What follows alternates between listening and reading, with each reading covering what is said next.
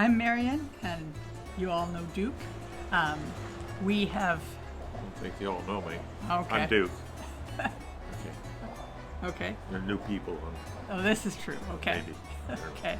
We've decided on... Well, first we want to thank everybody who's subscribed. We're up to 112 subscribers now, which is just... 112? 112. Does that make us YouTube stars? No, Duke. That makes us newbies. Oh, okay. Maybe it makes us real, but it does mean we can have our own YouTube channel name, which is pretty exciting, don't you think? Or your own name. Well, for your channel. No, it's our channel there. Oh, Yeah. whatever. Yes. Okay. And I think, we've had the last 40 or so subscribers. An awful lot of them came from the EverCommerce crew, so we really want to thank them. But we want to thank everybody who subscribed from number 1 up to 112. And for all the great suggestions, especially from Vicki and Magnus, who gave us some great suggestions, and I think we've decided For names for yeah, the channel. yeah. Yes. And I think we've decided on Boomers Without Borders. What do you think of that? I like the name. Okay. I mean, I think it's boomers. That's us. Technically, we're boomers, and sometimes that's Baby boomers. Yeah, baby boomers, short boomers. Yes.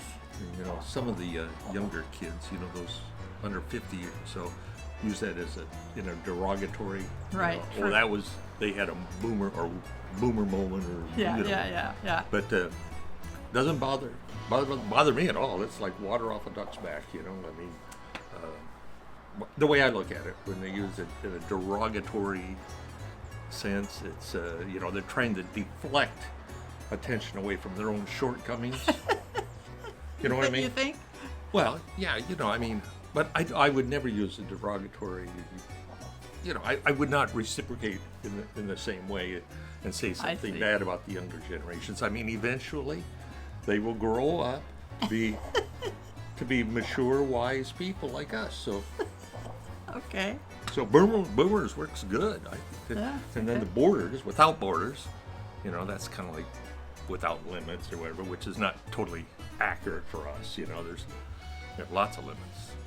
Some imposed upon us, primarily because we're old, and then self-imposed. We're not. I don't know. We could probably sneak in the Ukraine or something now, but we probably won't. Right. We'd probably. And then, there's lots of things we won't do. We have limits. We're not going to do cliff diving, for instance? No. Okay. But we kind of try to push toward the border. True. Yes. Okay.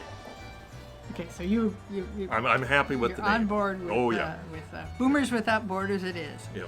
So on to this video about our 30 or so hours in Rome and all we saw. We saw lots. Right? That's right. All right. Thank you all again. We started our day in Rome by doing the Rick Steves Heart of Rome walking tour in reverse, starting from the Trevi Fountain, then on to the Galleria, the Via del Corso,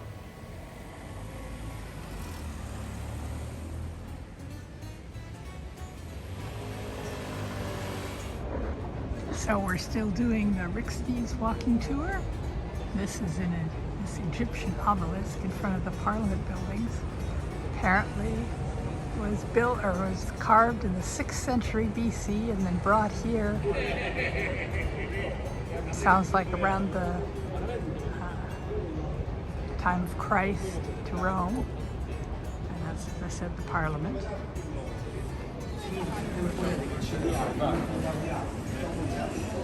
There's the Pantheon.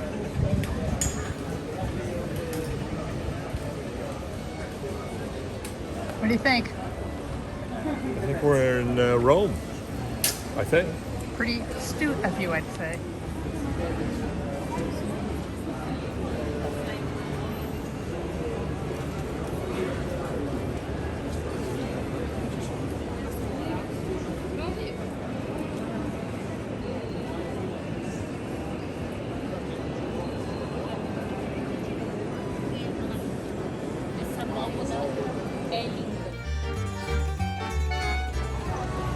Okay, we're on Piazza Navona. Used to be a racetrack. 3 big fountains. And we're going to have coffee here. We did that last time we were here, and it was a good place to people watch too.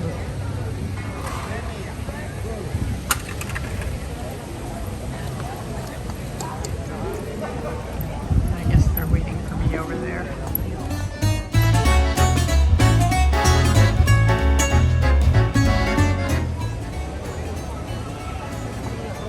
So that's the Four Rivers Fountain in the middle there, and then we're going to go into the church there, which looks really big, but actually, according to Rick Steves anyway, is only as wide as the columns there by the door.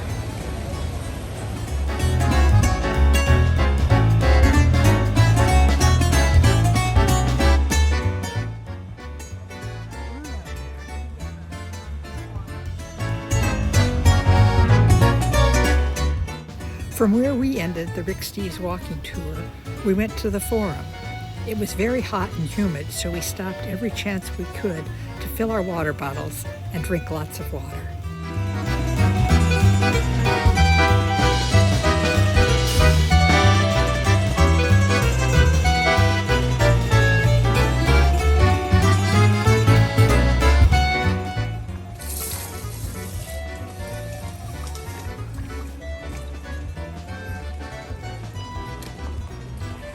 Now we're on Palatine Hill, which I think were the palaces of the emperors.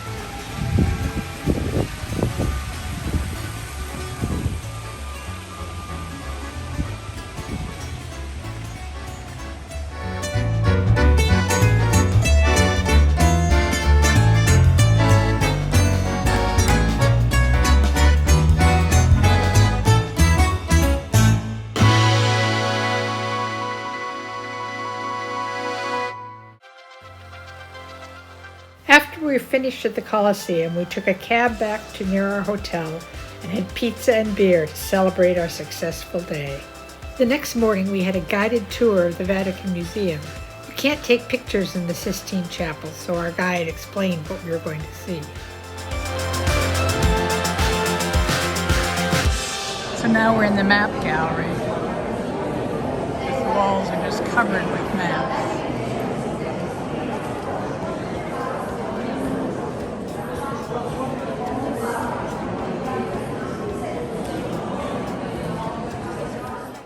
Next, we went to St. Peter's Basilica and St. Peter's Square.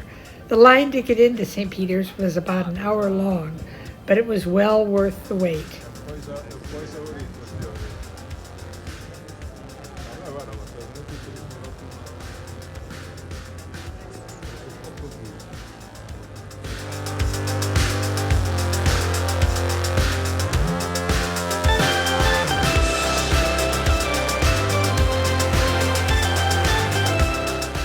From St. Peter's, we went back to our hotel and picked up our bags. Now we're off to the train station.